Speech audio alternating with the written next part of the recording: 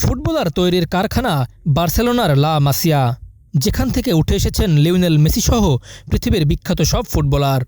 এখানেই তৈরি হয়েছেন Xavi Hernandez, Andres Iniesta, Sergio Busquets, Carlos Puyol, Pep Guardiola, Ansu Fati থেকে হালের লামিনে ইয়ামাল পর্যন্ত।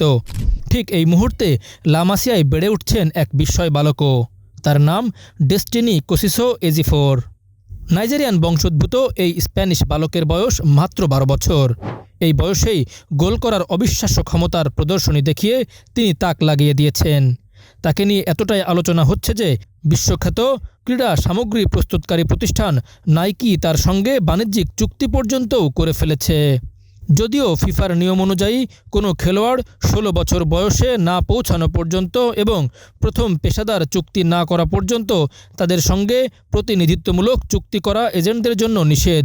প্রশ্ন আসতেই পারে, 12 বছরের ডেস্টিনি কী এমন করেছেন যার কারণে নাইকি ফিফার আইন অমান্য করেছে?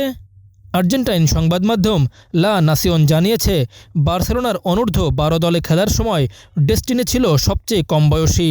প্রথম মৌসুমে সে 9 ম্যাচে 16 গোল করে। তবে গত মৌসুমে সে দেখিয়ে দেয় আসল চমক। 7 জনের দলের হয়ে খেলে 52 ম্যাচে করেছেন 145টি গোল।